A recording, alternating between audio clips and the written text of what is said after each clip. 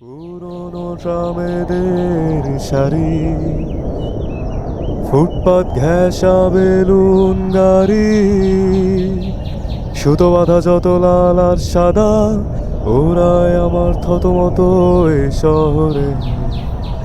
রডেন্দ্র তোমায় দিলাম আজ।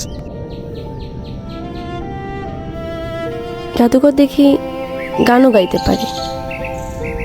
বাহ, বেশ দারুণ। তবে কণ্ঠস্বর ভালো না। কণ্ঠস্বর দিয়ে কি হবে? গানই একমাত্র ওষুধ যা কিনা নিজেকেও ভুলিয়ে দিতে পারে। হোক বেসুরে, বেশ আরাম পাচ্ছি, যেন রুহুটাও শান্ত হয়ে যাচ্ছে।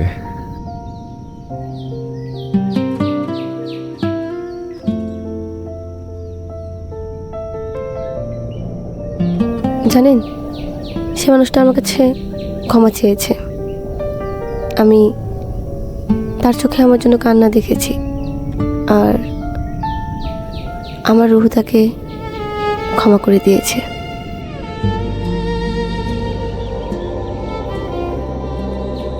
হয়তো খুব শীঘ্রই নেমে আসবে মহাকাল, হিমালয় গলে যাবে। আপনাদের প্রিয় শহর ঢাকা অথবা পুরো পৃথিবীতে একধারে তুষারপাত হবে। শীতের সময় হবে বজ্রপাত, শিলাবৃষ্টি, ভলকানো তাণ্ডব অথবা আগুনের বৃষ্টি। কি খুব বেশি অবাক হবেন? মানে কি এ কথার? কোনো মানে নেই। তবে যে মাপ চেয়েছে তার মুখ হয়তো মিথ্যে বলতে পারে, তবে তার চোখ নয়, নিঃসন্দেহে চোখ বরাবরই সত্যবাদী। তার চোখে কি দেখেছেন? দেখেছে এক অদ্ভুত কিছু।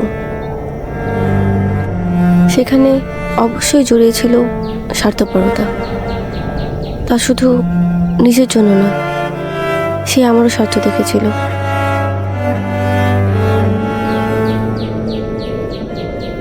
দেখেছি এক রুহু জগতের মায়া। আপনার ভাষায় বলে যাকে রুহু জগতের ভালোবাসা। বেশ দারুণ, বেশ দারুণ, অনেক উপভোগ্য গল্প।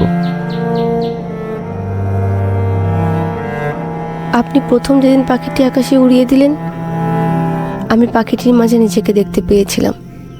মুক্ত হয়ে কি চমৎকারভাবে আকাশে উড়াল দিল, ডানা মেলে, যেন পুরো আকাশটাই কেবলই তার। ভালোবাসতে হলে মুক্ত মনে বাঁচতে হবে, জড়তা রাখলেই বিপদ। সেখান থেকেই ভাঙনের শুরু। কেউ পুরোপুরি পারফেক্ট নয়, মানিয়ে নিলেই জীবন সুন্দর। জীবনকে কখনো খাঁচাই বন্দি করবেন না, ফেসে যাবেন খুব খারাপভাবে। একটা সময় পর মুক্ত হওয়ার জন্য ছটফট করবেন, আর সেখান থেকে মুক্তি পাবেন কিভাবে জানেন? একমাত্র মৃত্যু। ততক্ষণে এই স্বাদের জীবন শেষ। তাই যতদিন বেঁচে আছেন মুক্ত মনে বাঁচেন। দেখা যাক জীবনের শেষ গন্তব্য কোথায়।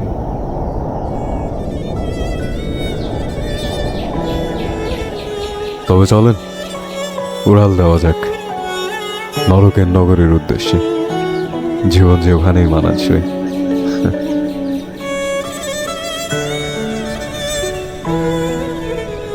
আপনি কিন্তু বেশ হারমোনিকা বাজান। বাজিয়ে শোনাবেন? অবশ্যই।